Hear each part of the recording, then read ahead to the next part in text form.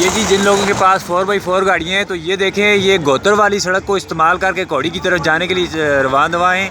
یہ تمام لوگ کوڑی متبادل جو گوتر والی سائڈ سے راستہ یہ جا رہے ہیں، یہ تمام 4x4 گاڑیوں والے لوگ جا رہے ہیں۔ تو اب جو بیچارے چھوٹی گاڑیوں والے لوگ ہیں، یہ بڑی گاڑیوں والے لوگ ہیں، وہ سارے پھنسے ہوئے ہیں۔ تو ہم چودھری شہزاد صاحب سے پھر مطالبہ کرتے ہیں کہ جناب بہت مہربانی ہوگی آپ کی، یہ احسان عظیم ہوگا آپ کا 2 ڈسٹرکوں کے اوپر کہ اگر آپ مہربانی فرما کے اس روڈ کا کوئی حل نکالیں۔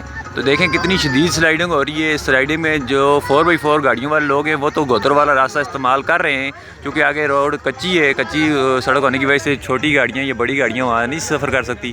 تو اس لیے 4x4 گاڑیوں والے تمام لوگ جو ہے وہ اس وقت سارے اس سائڈ گوتر والی سڑک استعمال کر رہے ہیں۔ تو دیکھ سکتے ہیں آپ یہ کتنی ہی اہم ترین سڑک ہے ہماری گوتر والی، لیکن اس پہ آج تک کوئی کسی نے توجہ نہیں دی۔